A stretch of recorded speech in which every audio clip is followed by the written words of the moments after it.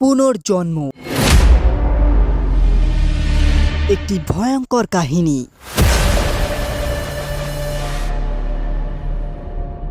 নমস্কার বন্ধুরা, ভূত কথার একটি নতুন গল্পে আপনাদেরকে স্বাগতম জানাই।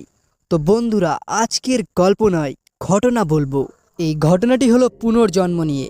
এই ঘটনাটি শুনেছি আমি এক বৃদ্ধ মহিলার কাছে, যার বয়স এখন নাগাদ 70-এর কাছাকাছি।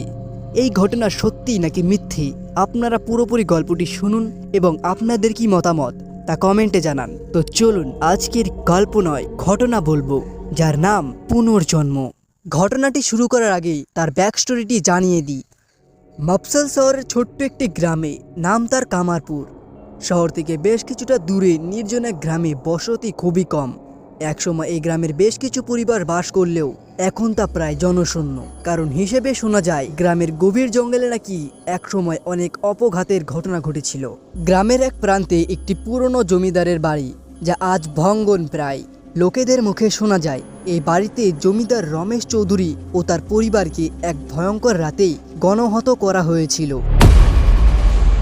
সেই থেকে এই জায়গা আজ পর্যন্ত অভিশাপ্ত।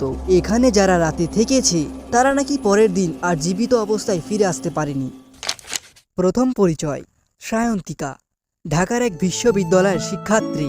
গ্রামের গল্প শুনে তার কৌতূহল হয় এবং বন্ধুরা মিলে একদিন সেই গ্রামে যাওয়ার সিদ্ধান্ত নেয়। তাদের সাথে ছিল এক স্থায়ী গাইড মধু অনেকবার নিষেধ করলেও সায়ন্তিকার বন্ধুদের উৎসাহের কাছে হার মেনে নেয়।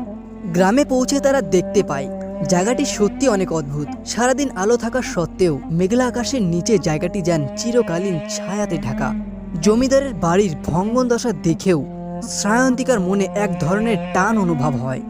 রাতে সবাই জমিদারের বাড়ির পাশে একটি ছোট্ট কুটিরে থাকার ব্যবস্থা করে। সায়ন্তিকা রাতে ঘুমিয়ে পড়ল, কিন্তু মাঝরাতেই তার ঘুম ভেঙে যায়। অন্ধকারে সে শুনতে পায় কারো ফিসফিস করে কথা বলার শব্দ। ঘর থেকে বের হয়ে দেখে জমিদারের বাড়িতে একটি আলো জ্বলছে, যেন মনে হচ্ছে সেই বাড়িতে কেউ থাকে। কৌতূহল তাকে টেনে নেয় জমিদারের বাড়ির দিকে। ভেতরে ঢুকেই সে দেখতে পায় পুরো ঘরটি নতুনের মতো চকচক করছে। সেখানে একজন বয়স্ক মহিলা একটি আরামকে দাঁড়ায় বসে আছেন। মহিলাটি সায়ন্তিকার দিকে তাকিয়ে হাসলেন। তুই চলে এলি আমার মেয়ে, অনেক দিন তোর অপেক্ষায় ছিলাম। সায়ন্তিকা অবাক হয়ে প্রশ্ন করল, আপনি কে? মহিলাটি মৃদু হাসি নিয়ে বললেন, তুই আমাকে চিনিস না, আমি তোর মা। সায়ন্তিকা ভয় পেয়ে যায়। মহিলাটির কথা তার কোনোভাবেই মাথায় ঢুকছে না। মহিলাটি তার হাত ধরে বললেন, তোর মায়ের নাম ছিল জয়া।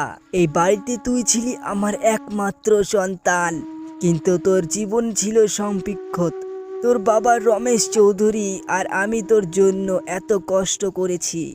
আজ তোকে দেখে আমার মনে হচ্ছে তুই ফিরে এসেছিস পুনর্জন্ম নিয়ে। মহিলার কথায় সায়ন্তিকা ক্রমশ নিজের মধ্যে অদ্ভুত কিছু অনুভব করতে থাকে। তার মনের ভেতর পুরনো স্মৃতিগুলি যেন জেগে ওঠে। চোখের সামনে ভেসে ওঠে একটি আগুন ঝরা রাত। একদল দস্যু জমিদারের বাড়িতে হানা দিয়েছিল, সবাইকে হত্যা করেছিল। সে নিজেও সেদিন আগুনে পুড়ে মারা গিয়েছিল। সায়ন্তিকার চিৎকারে তার বন্ধুরা ছুটে আসে।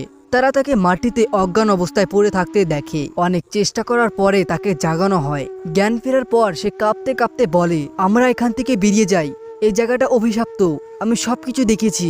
বন্ধুরা তাকে শান্ত করার চেষ্টা করে, কিন্তু সায়ন্তিকা কোনোভাবেই বাড়িতে ফিরে যেতে রাজি হয় না। তারা সেই রাতে গ্রাম ছাড়ার সিদ্ধান্ত নেয়।